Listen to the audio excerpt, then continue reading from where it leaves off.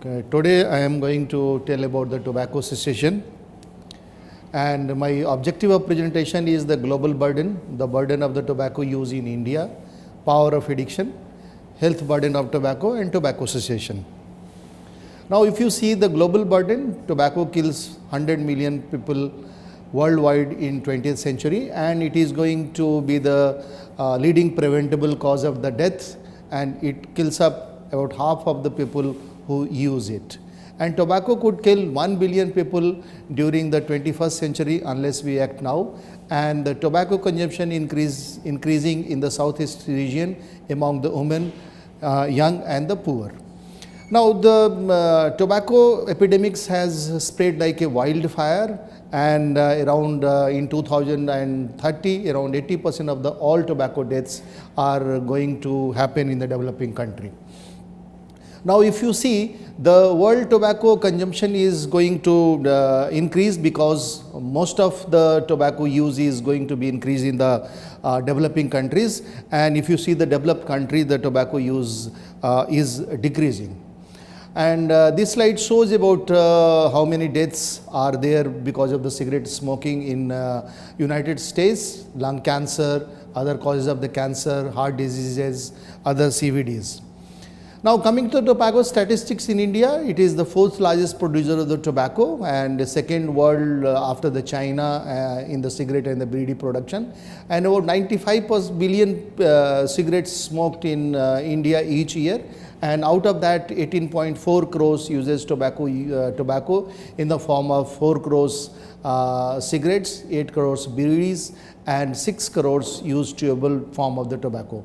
And about 45% of the Indian men and 12% of the women use some form of the tobacco, and tobacco kills 90 people every hour, 2,200 per day, and around 8 lakhs per year. And it is estimated that around 30% of all the deaths will be because of the tobacco products. So, tobacco use is a leading cause of the preventable death all over the world. Tobacco is also one of the major causes of the death and disease in India, accounting for almost 1 million deaths every year. Now, coming to how the tobacco came in our country, in 1566, Portuguese sailor entered India through Goa, offered Emperor Akbar the tobacco smoke, but Akbar Royal Hakim told that it should be passed through the water, and in this way the hookah invention was there, and the use of the tobacco spread like a wildfire, and nothing could be done at that time. And his son Jahangir basically came to know, and he understood that this is going to spread like a wildfire. So he he could not do anything, but he taxed the tobacco use, and in this way taxation of tobacco has started since then. Now, this slide shows basically what is tobacco, and tobacco being grown as in the agricultural field, and then it's hang the leaf to dry, and these dried leaves are cut into the pieces, and they are made in the powder, and in this way basically the tobacco use comes into the public. The different forms of the tobacco use are like the bidi smoking, then the cigarette smoking, then the hookah smoking, chillum smoking, and different types of the non-smoking tobaccos are khaini, mawa, snuff, and so on. And study has shown that the bidi smoking is equally or more harmful than the cigarette smoking. This slide shows the tobacco use in India at a glance, and maximum number of the tobacco users are in the Mizoram, around 66%, and least are in Goa, around 9%. And if you see the average use in India is around 35% tobacco use is there in different forms. Now, why the people smoke basically? The people smoke because of the two reasons. One is the non-physiological reasons and one is the physiological reasons. Non-physiological reasons may be the peer pressure, mass media exposure, the pleasure and relaxation, nature of work, improved thinking and performance. Then the physiological reasons may be because of the physical dependence on the nicotine, because whenever they start using tobacco, ultimately they are lined up in the vicious cycle, and they continue smoking, and sometimes they smoke to relieve the withdrawal symptoms. So it's a non-physiological reasons or the physiological reasons. Now this slide shows, basically this is one of the study which we performed, and just wanted to show that the people at the age of 11 to 15 years also starts smoking. In our study, 15% of the people started at the age of 11 to 15 years. That means they started at the time of the schooling only, and the maximum number started smoking because of the peer pressure. Now, why tobacco cessation? What is the need of the tobacco cessation? Why basically we should go for the tobacco cessation?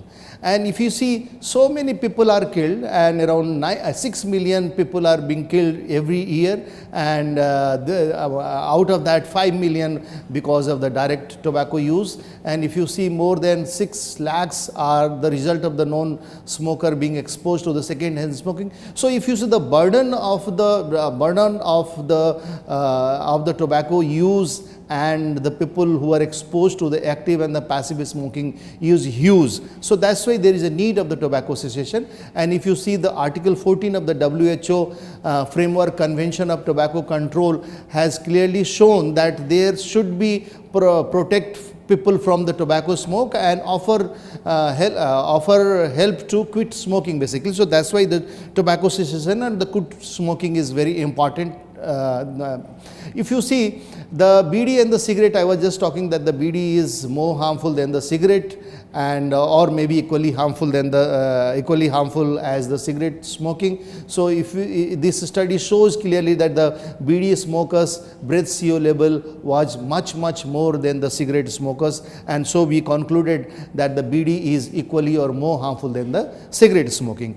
Coming to the health consequences of the tobacco use, in the beginning I must say that from the top part of the body, that the hairs, and till the toe nails, each and every part of the body is affected by the harmful effect of the tobacco. If you see the heart attack, the smokers' risk of the heart attack is more than twice than the non-smokers. Cigarette smoking is the biggest risk factor for sudden cardiac death, and the smokers who have heart attack have a higher death rate, it has been shown.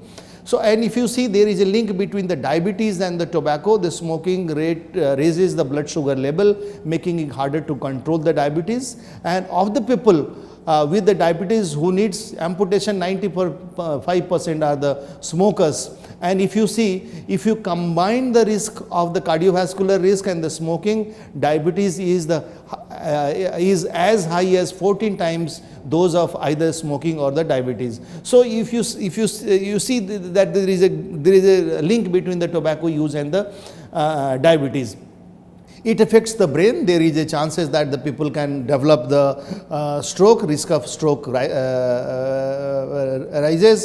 And coming to the lungs, COPD is the one of the cause of the smoking. Smoking causes COPD, chronic bronchitis, emphysema, and even the lung cancer, and infection also increases because of the smoking. Asthma exacerbation may increase if the person is smoking. And if you see the lung cancer, the chances of lung cancer increases, and lung cancer mortality rate is around 600 times since 1995. The risk of the lung cancer increases with the amount, duration, and intensity of the smoking. A word about the smokeless tobacco. Smokeless tobacco like the jarda, pan, they contain the cancerous element, and they can cause the throat cancer, mouth cancer, gum cancer, and so on. Now coming to the consequence of the bone density also decreases, and there is increased risk of the hip fracture, the people who smoke, basically. And it has an effect on the gastrointestinal diseases like the gallbladder disease or the peptic ulcer or the Crohn's disease, and so on. It has effect on the eye diseases. There is an increased risk of the cataract, and there is an increased risk of the macular degeneration, and it affects the face also. The woman who smokes have a more facial wrinkling than the non-smokers. Then reproductive system, basically if the female smokes, then the conception delays, primary infertility may be there, secondary infertility may be there, and the preterm premature rupture of the membrane may be there, and stillbirth or the preterm delivery is anticipated. And it has been seen, basically smoking during the pregnancy accounts for a estimate of 20 to 30% of the low birth weight babies, up to 14% of the preterm deliveries, around 10% of all infant deaths, and 4 times the incidence of negative behavior in the toddler. And a woman who takes the birth control pill and the smokes, they are 39 times more likely to have a heart attack, 22 times more likely to suffer from certain form of the stroke. And a mother smoking 10 or more cigarettes a day may raise the risk of the sudden infant death syndrome by 70%, and if the mother is also anemic, the rise in the risk may be as high as 300%. So to summarize, basically I want to say that each and every part of the body can be affected by the harmful effect of the tobacco. It can start with a stroke and coming to the peripheral artery disease also. Coming to the second-hand smoking, the second-hand smoke is also equally harmful as the active smoking, and this slide shows that the children basically who can develop aggravation of the bronchial asthma, or maybe pneumonia or bronchitis, or maybe the middle ear infection and so on. This study has shown, we did a study where we just wanted to show that the second-hand smoking has effect or not, and we tried to find out that the breath CO level of the passive smokers was much higher than the active smokers. And the study has also shown that the people who smoke in the houses, in their houses, SO2, NO2 and RSPM level are much higher compared to the houses where there are no smokers. So that means the indoor air pollution increases because of the smoking also, and maybe this passive smoking, this indoor air pollution may be harmful and is harmful to the child and the mother also. Now we have seen the harmful effect of the tobacco, but this slide clearly shows that is there any benefit of stopping smoking? Yes, there is a benefit. If you stop it at any time, you are going to be benefited, and this slide is a beautiful slide which shows at whatever level you stop smoking, then your FEV1 is going to increase and it will be better if you continue to smoking and so anytime you smoke, stop smoking, then the chances that you are going to be benefited and benefit will be there in the body. Now we will see why it is difficult to quit. If you see, why do the people smoke? To relax, for the taste, to fill the time, something to do with my hand, but for the most part the people continue to smoke because they find it too uncomfortable to quit, because it's very difficult to quit basically. And if you see, it has a addictive substance in it which is called the nicotine, and when they start smoking, they land up in a vicious cycle and they continue smoking because of the nicotine. And nicotine is an addictive substance, and this nicotine releases dopamine, norepinephrine, acetylcholine, glutamine, serotonin, and all these chemicals which are released have a pleasure and reward effect, arousal, appetite increase.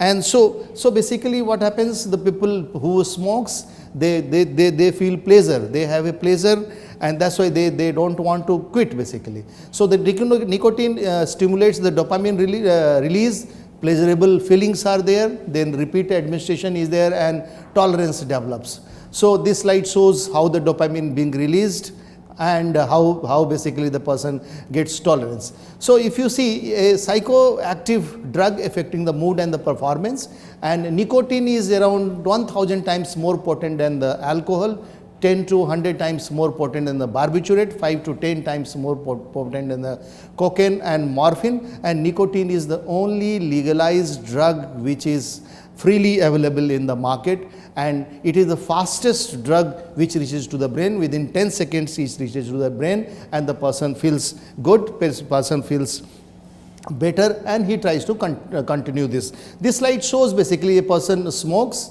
and as soon as he lights up the bidi or the cigarette, within 10 seconds the nicotine reaches to the brain, and whenever he stops, then there is a withdrawal symptoms and there is a lack of the pleasure, and ultimately he lights up the another bidi or the cigarette to get the relief from the withdrawal symptoms and feels pleasure again. So friends, basically what happens is the power of addiction is so much. This slide basically shows that this person developed the Buerger's disease and his all 4 limbs were amputated.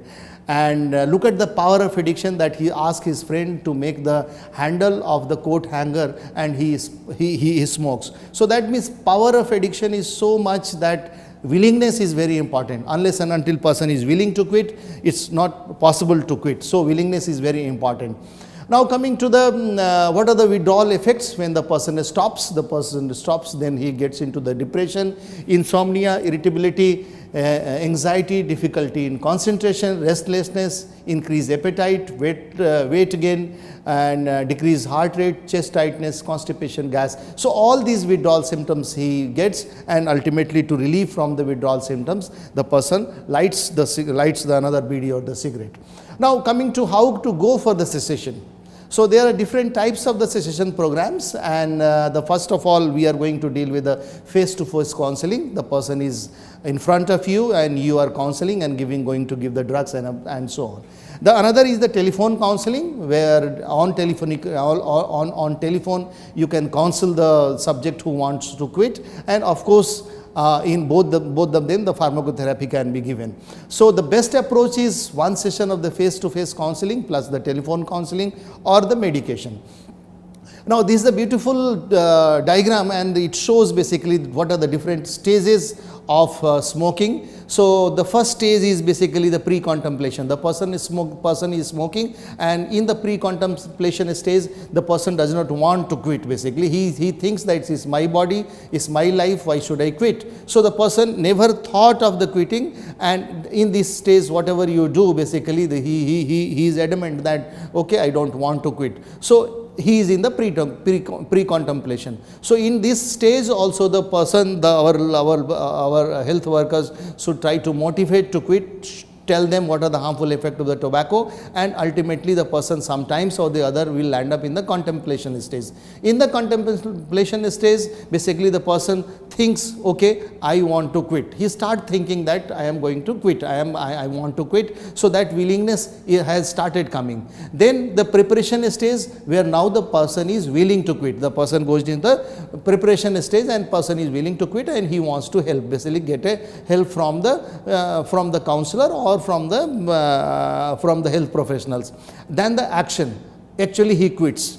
Then after that he maintenance. He is maintained quitting, he continues quitting basically, but sometimes what will happen, there is a relapse stage, and ultimately sometimes some of the patients are going to get relapse. So this is the stage of the changes, and we should know in which stage the person is, and accordingly we have to deal.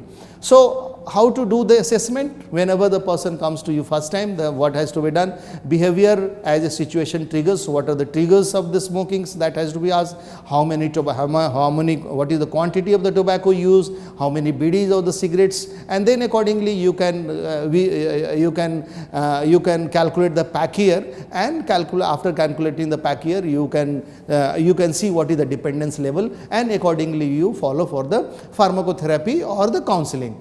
Then Then you have to see environment, what is the environment, what are the environmental triggers basically, then biological elements such as the nicotine dependence, time to the first use, amount of the tobacco use, and the cognitive elements basically you have to see that the person, what psychologically in the mind the person is having, and of course motivation and the confidence. So you have to do the assessment of the subject or the person who is willing to quit, who wants to quit basically.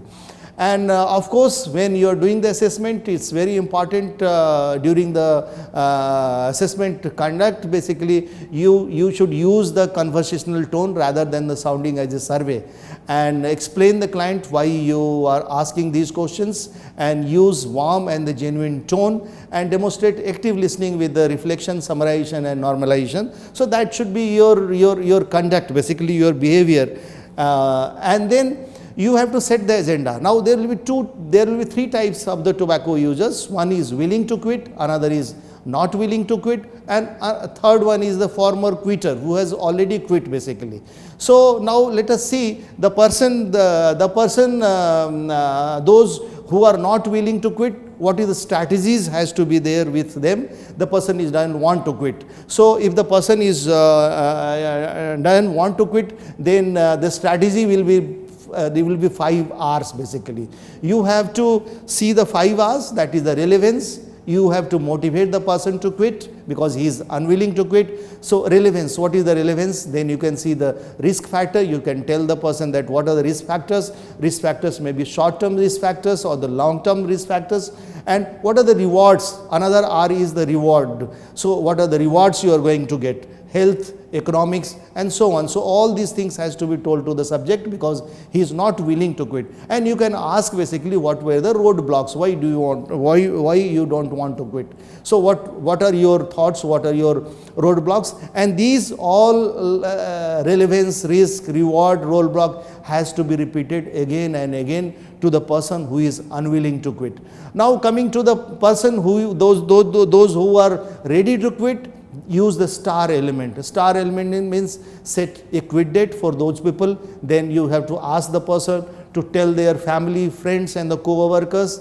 Then anticipate challenges basically. You have to tell them what are the challenges can be there. Like maybe the withdrawal symptoms may be there. So how to tackle with the withdrawal symptoms. And of course, you have to remove all the tobacco products. So I have just told you about 2 things, like the person who is not willing to quit.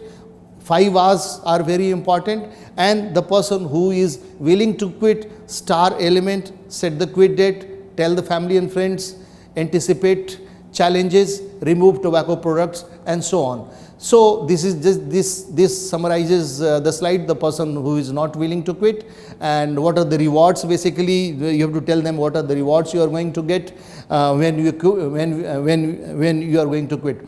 Now the person who is willing to quit, I have already told about the star, but these are the 5 A's are very important. Ask about the tobacco use, advice to quit, that's very important, and these advice should be very much clear, strong and personalized. That's very important. That should be very clear, strong and personalized. Then assess willingness to make up the quit attempts. You have to assess that what is the nicotine dependence in this person. So accordingly you can prepare whether the person needs only the counseling or the patient needs the pharmacotherapy also. Then assist for the quit attempt. You have to assist basically, assistance by the means of the counseling, assistance by the means of the self-help material, assistance by the means of the pharmacotherapy. So this has to be judged, and you have to arrange for the follow-up. So these 5 A's are very important for the people who are willing to quit, and those 5 R's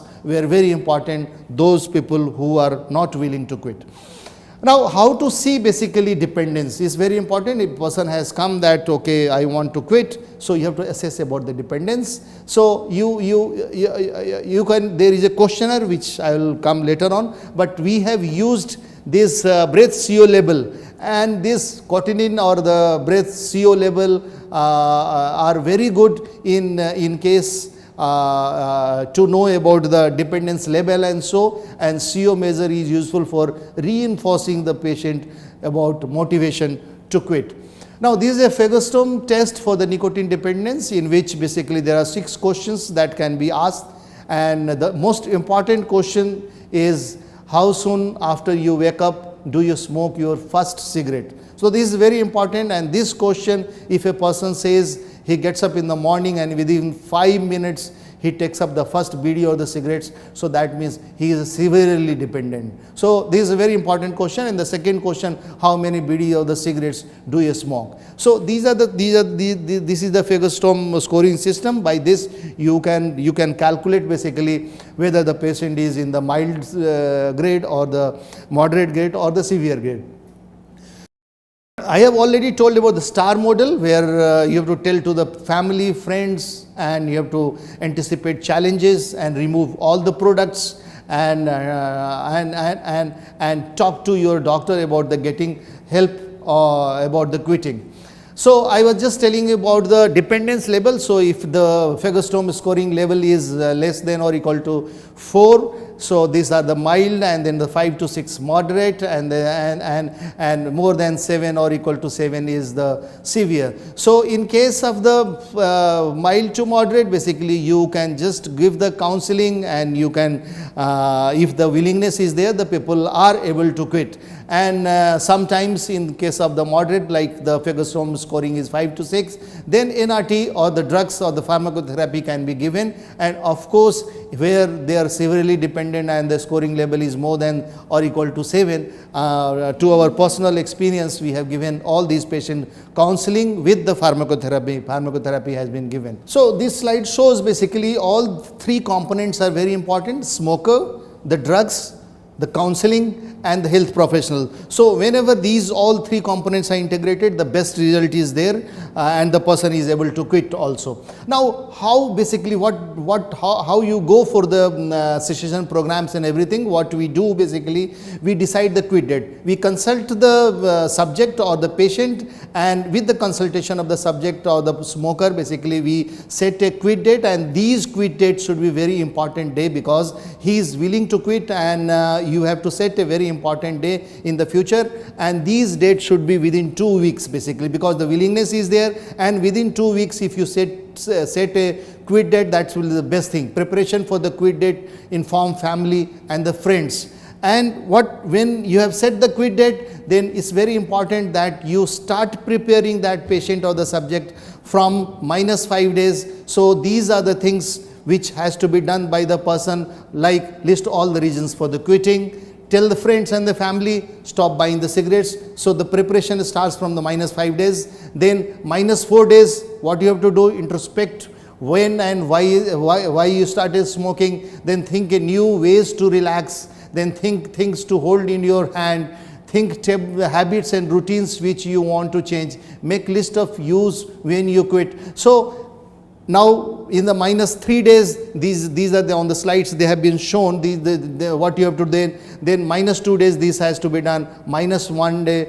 and on the quit date basically do not smoke, you have to do not use any tobacco products, get rid of all tobacco products, stay active, drink lot of water, avoid high risk situations where urge of smoking is strong, avoid caffeine or the alcohol, avoid being around the individual who are smoking. So, on the quit date, because that is your D day, you should enjoy on that day, except smoking you can do whatever you want to do. So, that's your quit date.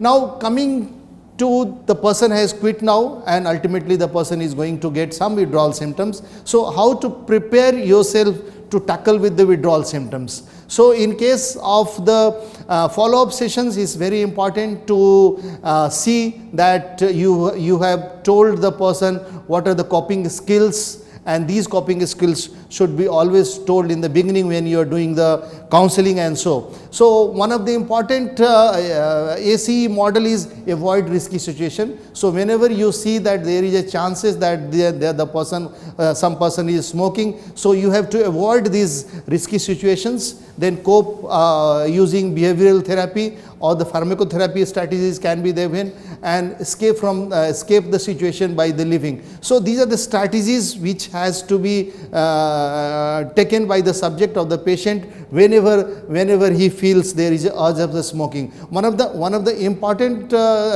strategy can be, you can avoid, basically you can avoid the trigger situations, and ultimately you will be able to sustain the quitting. And so coming to the withdrawal symptoms, there are many withdrawal symptoms which you will face, and the withdrawal symptoms mostly they are there in the first week of your post quitting, and these can be the chest tightness, stomach pain, constipation, gases, depressed mood, difficulty to concentrate. So what you can do, you can practice relaxation technique, then nicotine replacement therapy or the drugs which your doctor has advised, that can be taken. Drink a lot of fluids, avoid stress, increase fiber diets, and increase pleasurable activities, get support from the family and the friend, discuss with the provider, and avoid stress. So one of the important strategy to tackle the withdrawal symptoms are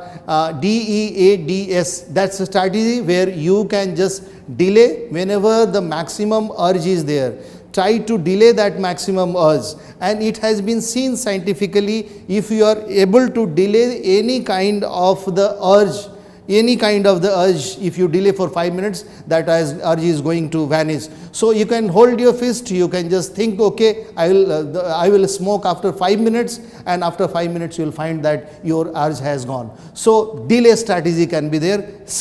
Escape from the situation, whatever the situation is there. If situation is there, your friends are smoking and you are going to meet these friends, then try to just escape from that place and avoid the situation. Distract whenever you are thinking of smoking, or whenever you are thinking or the urge is there, try to distract your mind, or substitute can be taken. Suppose your urge is there, so you can take something in the mouth, just some sweetener or something like that can be taken in the mouth, and substitute can be made like this.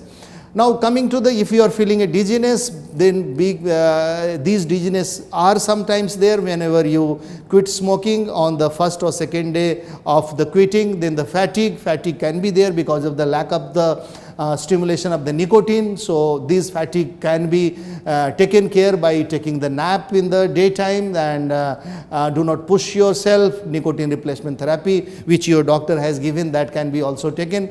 And if there is a hunger, because these people whenever they quit, then the withdrawal symptoms are there in the form of the hunger. So drink lot of water, eat low calorie snacks or diet. Insomnias are there, some of the cases. So in these cases you can practice the relaxation technique, and these patients are also told to limit the caffeine use and so on. Irritability, because there is a craving of the nicotine, and this craving of the nicotine will basically come with the manifestation of irritability. So do some exercise, then practical relaxation techniques can be there, and take hot bath, and if you are in the stress, exercise, again relaxation technique. So these are some of the recommendations which are there when a person gets the withdrawal symptoms. And mind it, the withdrawal symptoms are there in the beginning. For the first week it's a more, and then slowly the withdrawal symptoms decreases, and on an average for 1 to 2 months these withdrawal symptoms will be there. And these urges or the cravings can be just tackled with your some of the coping skills which I have already told you. So to summarize, the withdrawal symptoms can be taken care with just 4 Ds: drink lot of water, deep breathing, do something else, and delay action on the urge to smoke. So if you are able to delay the urge, that is I think that will be the best thing. You can advise your patient or the subjects to take care of the nicotine withdrawal with these 4 Ds. The counseling, basically when you are giving the counseling, if you are able to give time for at least 3 minutes, It has been shown a counseling for 3 minutes is also beneficial, and self-help material should be given to the subject and the patients, and whatever I have just told you about the behavior or the cognitive therapy, that can be advised or the given to the patient or the subject. Now, sometimes you have to see the person why he is smoking. The person may be smoking because to get some energy. The person he is smoking, he likes to touch and handle the cigarette, and the person sometimes smokes for the pleasure, and the person smokes when he is tense and upset So all these regions of the smoking can be taken care with simple advices. Suppose sometimes the smokers will be happy to have the cigarette or the bidi in the hand. Basically, he feels the pleasure keeping the bidi or the cigarette in the hand. So these group of the patient, these group of the subject should be given a oral fixation. Then some pencil or some pen can be kept in between the fingers, and so on.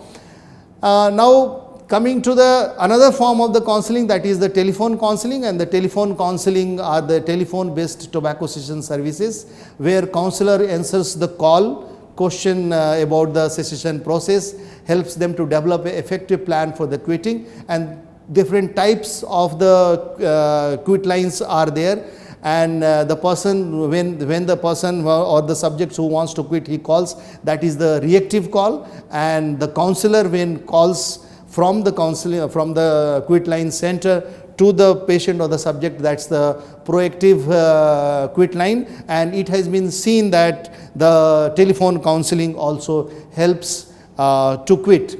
And it has been seen that it can reach to a large number of the tobacco users in a cost effective ways, can reduce excess related barrier of the treatment, serves as a gateway to the other cessation services, and local health provider can refer tobacco use for the quitting, because it's very difficult to open the tobacco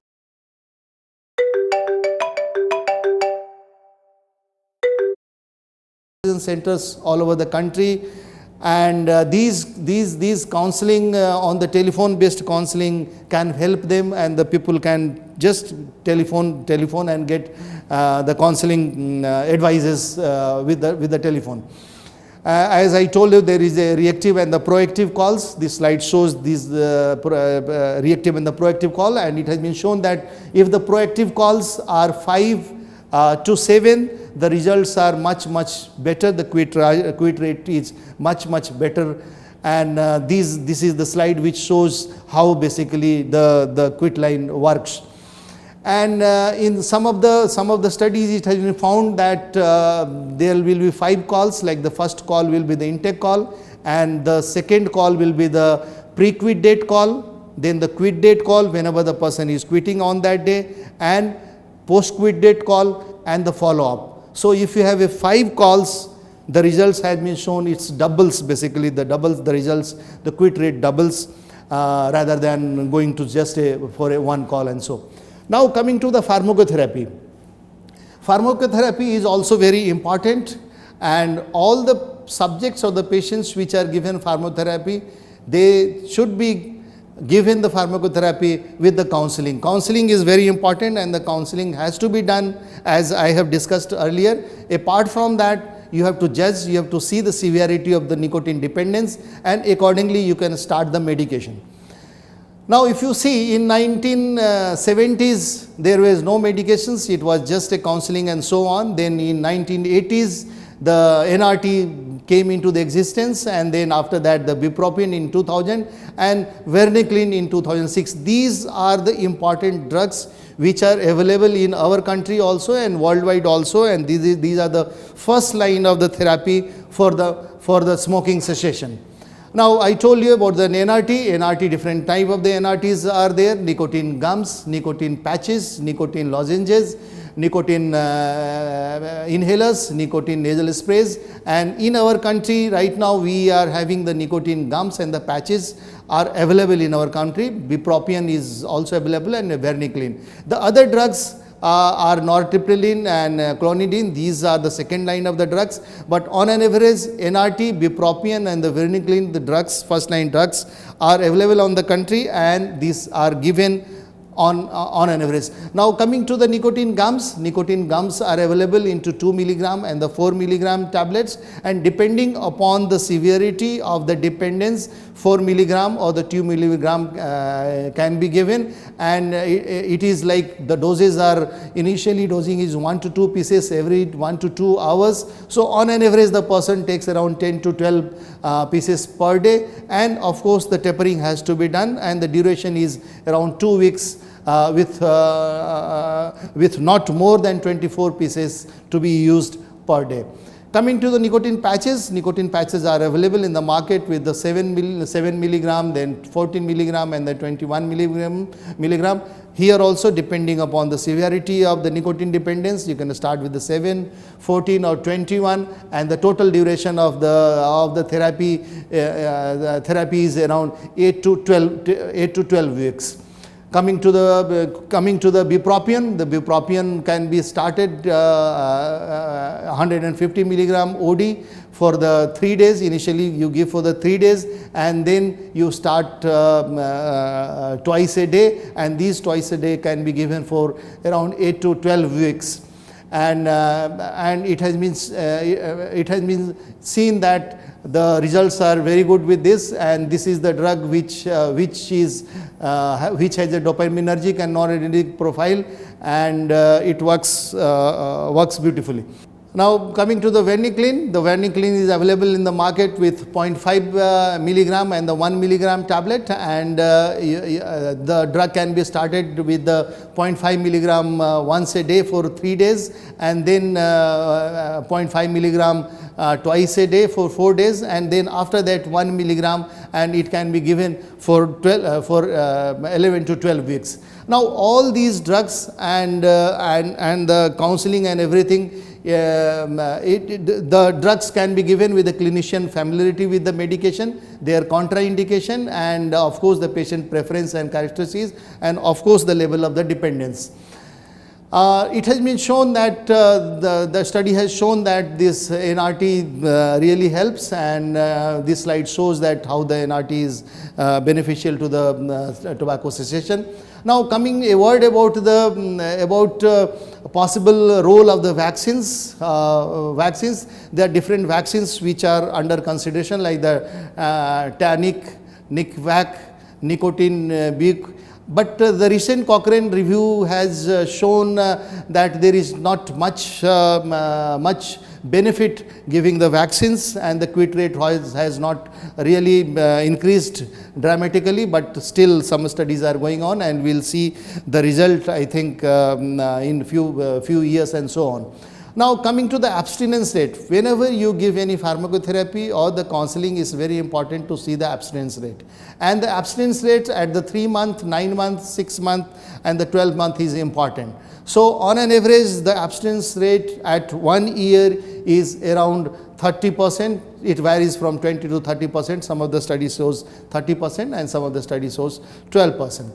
Now we also did the study where we try to find out the quit rate in case at 1 year, and we saw that the people who were given the pharmacotherapy, the quit rate was much higher, and it was to the level of 40 to 50% people quitted, and they continued quitting till 1 year of their quitting.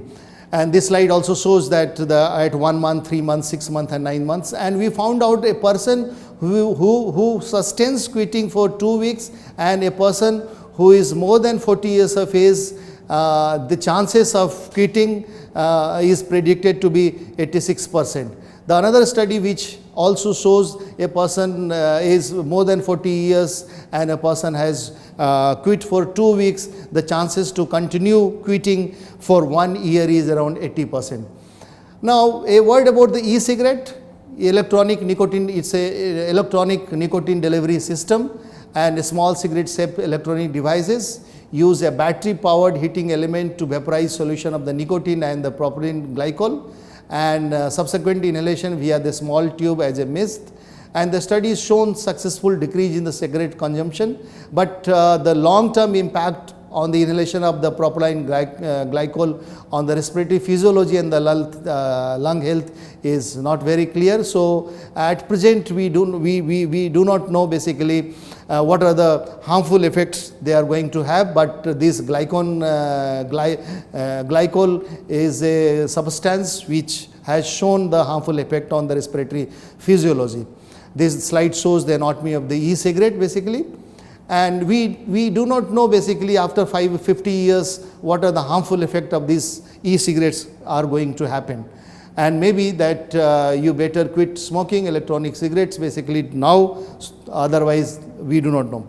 Now at the end I just want to summarize that the tobacco cessation should be a clinic based tobacco cessation model, and it's a very simple, needs to integrate of the cessation services in healthcare delivery, and I understand, and my model is basically make every individual a cessation center. And to conclude, we need for the tobacco cessation, we need few papers, and we need a passion to work for the tobacco cessation, like a person who is the gentleman who is standing, he is a blind person, and he has a passion for the tobacco cessation. Why tobacco, to end my slides, why tobacco users don't quit? They don't want to quit, it's a myth, they want to quit. Doctors can't help, it's a myth, doctor can help. Treatment doesn't work, it's a myth, treatment works. With that, thank you so much.